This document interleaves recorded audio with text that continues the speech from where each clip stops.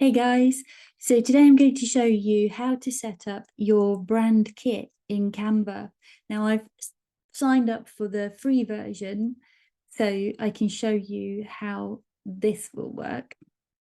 And I'm going to drop into on the left hand side here where it says brand. Now in the free version, you can't actually even upload your logo. It is a bit rubbish, but hey, what do you expect for free? But you can add in your brand color palette. Now, so all you need to do is click your add new color, and to set up your brand colors. So for me, I would go for my brand guidelines document, which looks something like this. I've got my logo and my icons, but here I've got my brand colors listed out. I'm going to start with my main brand color, which is this one. Copy that into here. This is your hex value, and there you have your brand color number one. And literally, I'm just going to set that up so that I've got all my brand colors in there. 2,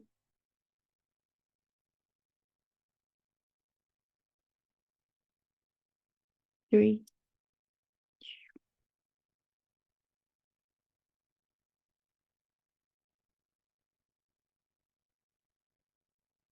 4. So you can only add 3 brand colors in the free version. So you pick your top 3, which is basically what I've done here. With the paid for version, you can add your logos, you can add more brand colors. So I'd be able to add my whole full suite of colors. Fonts, is it going to let me add this? No, you can't even add a font now on the free version. Last time when I first set up in Canva, you could, but it looks like you can't add your brand voice, you can't add your photos, you can't add graphics, can't add icons, you can't add nothing apart from your colors in the free version. So yeah, that's not great. So what I'm going to do is show you the paid for version. Now I'm going to show you what a paid for account looks like. So once you go into the brand kit for a paid for account, gives you a lot more options of what you can do. So this time you can add logos in, and to add a logo, all you do is click on add new, and you can either upload from your files. So if I wanted to go into logo lady artwork and pick up my logo, let's go for this one, logo lady stacked version. I would always pick up the SVG file because that's the most crisp quality that you can have. You can also go for a PNG file, which is a transparent background, but it's if you expand it too much, you will start to lose quality. Same with the JPEG, which doesn't have a transparent background. Again, though, you would lose the quality. So yeah, we can basically add in as many logos as you have, really. So for me, Avery Creative is my business, the official business name where I started, and then Logo Lady is my sort of trading as name these days. So I have a Logo Lady logo. I've uploaded my text only version. I have the main version of Logo Lady here, but I also have one that would work on a dark background. It's always a good idea to have it in light and dark. And I have this stacked version, so sometimes it's not going to be user friendly to have this sort of landscape logo, and actually a more square one or portrait would work better. So I have both versions. Both versions are valid to use, both recognizable. The thing to not do with your logo is have loads of different versions. So, it's one thing or the other. And obviously I've got my text only, which is great. So that's it. You can put your logos in there. And here we've got colors. Now, this has just pulled in the colors from my stacked version, which I don't want because I've already created my brand color palette. So Avery Creative brand, same colors for both Logo Lady and Avery Creative. And I've just uploaded all of my color palette this time into the colors bar. And now I can put my fonts in. So I have for my title font, it's Poppins. Poppins.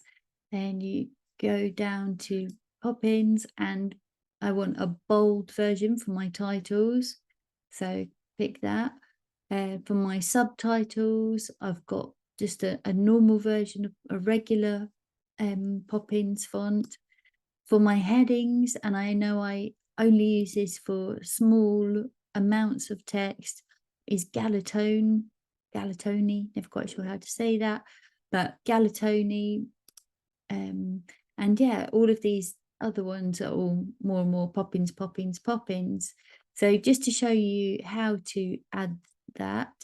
So if I was going to choose a caption, I'd go to fonts. If you want to find a specific font, let's say Montserrat, let's see, there we are. I'd go for Montserrat, and then I can pick which version of Montserrat I want, whether I want the bold, regular, light, whichever. Now, if I wanted a font that wasn't here, let's say donut. Oh, look, they have got a donut font. I don't know why I'm thinking of donuts. Must be tea time. But if they have a font that you have a specific font that they don't have, then you can actually upload a font. So this is this button here, upload a font. And that will then just download it from wherever you have it on your computer.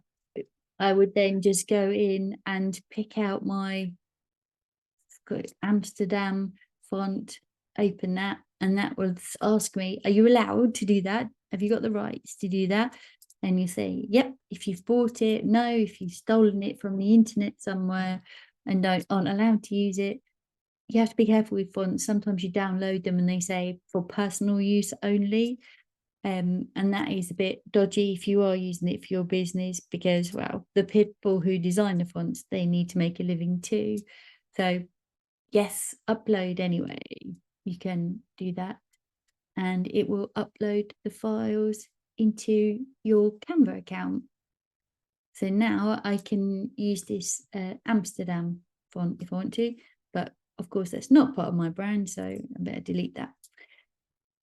You can put in your brand voice. So when it will Canva's brilliant nowadays. I mean, it's got so many features, and one of the features is that it will help you write content. So it's worth spending a bit of time thinking about your brand values, and how you want your voice to be. So I've put mine in, how I want to write text. It also gives you the option to add in photos. So say, for example, you want to upload a photograph of yourself. Maybe you've got some photos of you.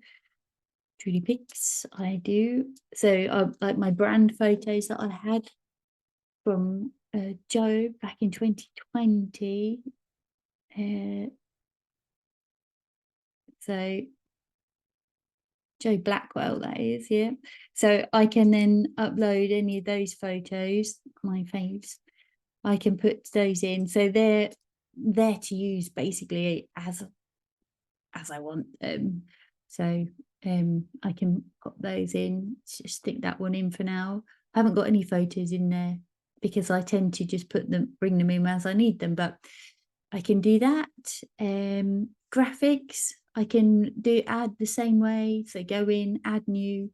So if you've got any consistent graphics that you use, for me, I've got my icons here.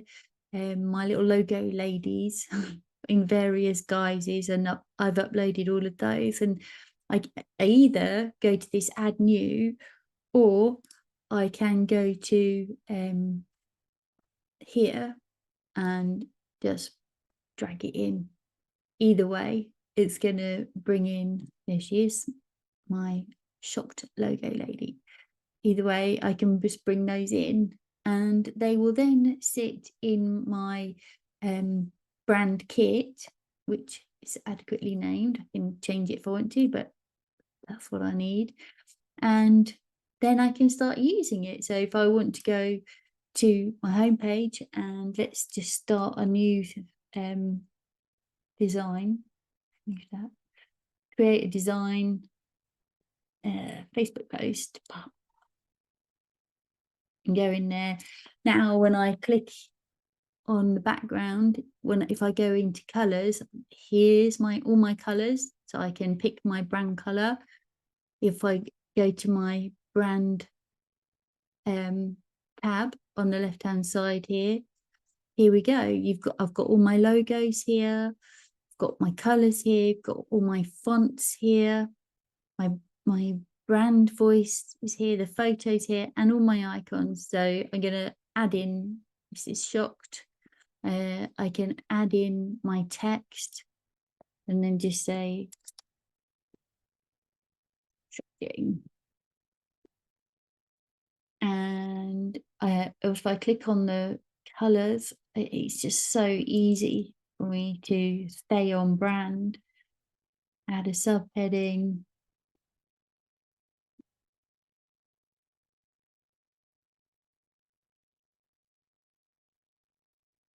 And yeah, make it a bit bigger. That was unexpected. It's original. And yeah, I can literally easy peasy, lemon squeezy, add in, and let's always add my logo in there too. Because I want people to know it's me that did it. Let's do my text only version. Stick that down there, and I've got a branded post, like quick as you like. So that's the beauty of creating your brand kit in Canva. Hope that's useful. Drop me a message if you get stuck.